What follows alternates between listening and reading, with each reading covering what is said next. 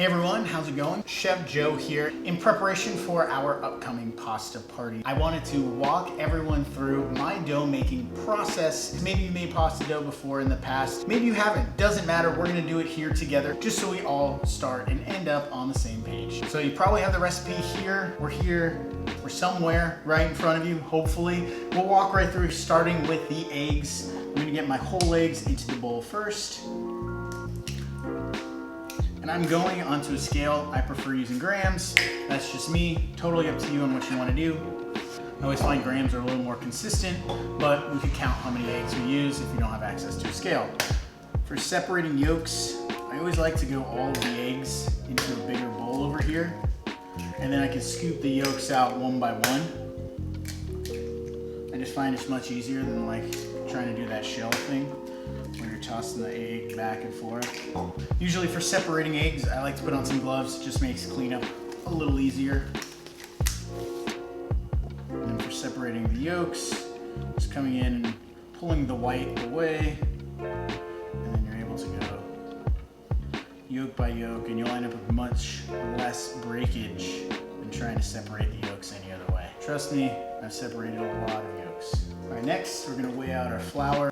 I'm using a stand mixer here to bring this all together. If you don't have a stand mixer, you can do it the old-fashioned way by making that well, kneading the dough together. I just find this much easier. You don't break a sweat, you get the same result. So now this next ingredient, totally up to you if you want to go down this path. I like adding color to my dough using freeze-dried vegetable powders. It adds a little bit of flavor, but beautiful, vibrant colors. You can use beet, spirulina, spinach. You can find them all over the internet or at Whole Foods. It's a powder, it looks like this. And we're gonna weigh that out, add it to the flour, and mix it all together. Good to go. Eggs, we're just gonna go all the eggs right into the flour mixture. Using the dough hook, we're making dough. That's where the name comes from. We'll start on a low speed. You don't want flour all over yourself or the kitchen. So while the dough is mixing, I always like to start a timer, whether it be like the old-fashioned kind or on your cell phone. It helps keep track of how long the dough has been mixing. I always like it to count up. And then there are a couple little milestones you get to take a look at and see where your dough is and make some hydration adjustments if necessary. Once the dough starts to come together, you know, flour won't fly up everywhere. You could kick your speed up. On the KitchenAid, number 2 is the perfect speed for mixing dough. All right, so we're about 3 minutes in. It's always good to stop at this point, take a look at your dough and see where we're at. People may accidentally add moisture a little prematurely, thinking that their dough is too dry, when in just the case, it's only been mixing for 3 minutes. It just has to mix a little longer.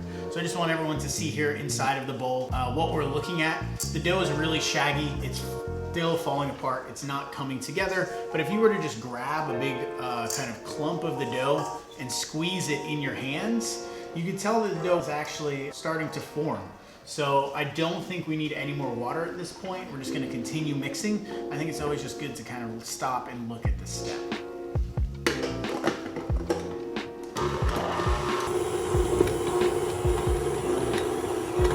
We've hit about the 6-minute mark. That's the point when I usually like to decide if my dough is coming together or if I need to add a little more water.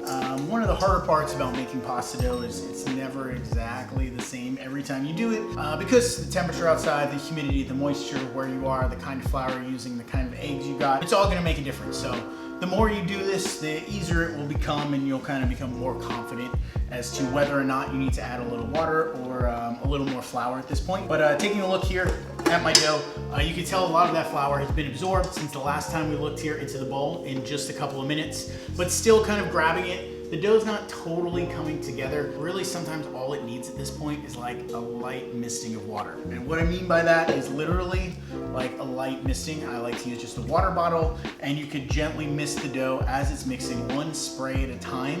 And that's generally all the water that it needs to really just get it to come together.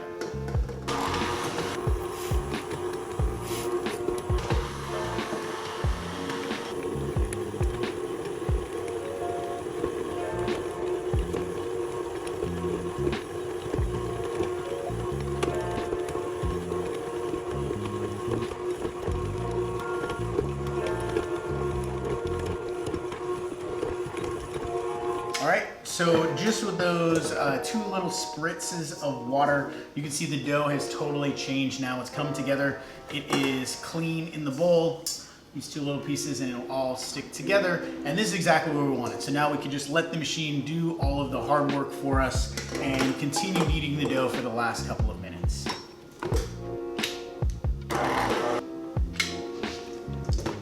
So now the dough coming out of the mixer, it's been about 15 minutes here. I always like to finish kneading my dough by hand, always, even when I'm using the mixer, just taking 1 or 2 minutes right at the end to finish this process, smoothing the ball out, kind of tightening the dough up and around itself will make all of the difference when it comes time to roll this out later.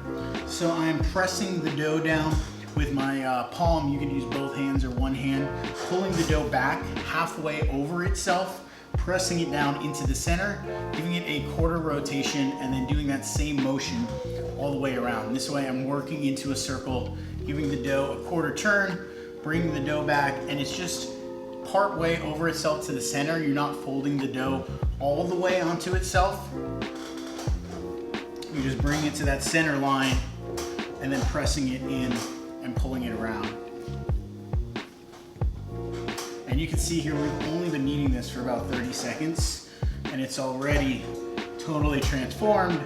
We'll give this a couple more little turnarounds here.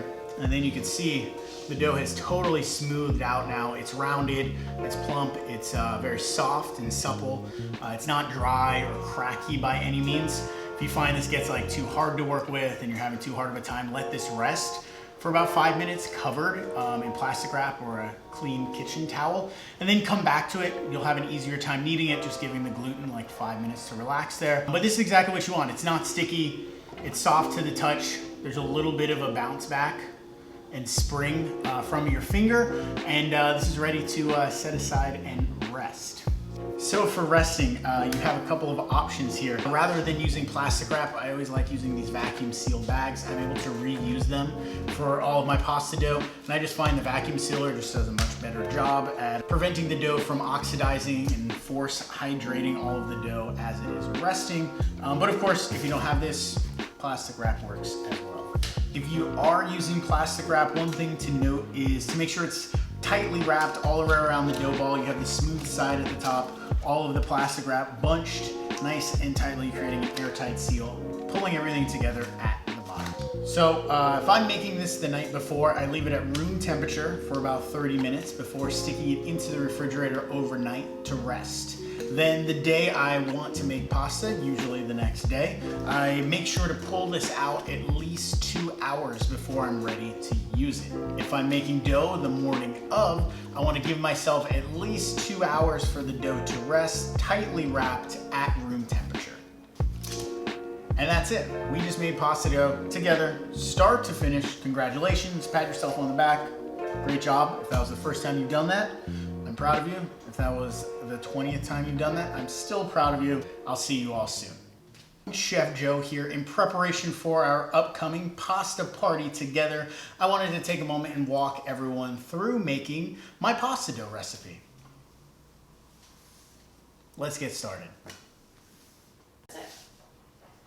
Hey everyone, how's it going? Chef Joe here. In preparation for our upcoming pasta party together, I wanted to take a moment and walk everyone through making my pasta dough recipe. Let's get started.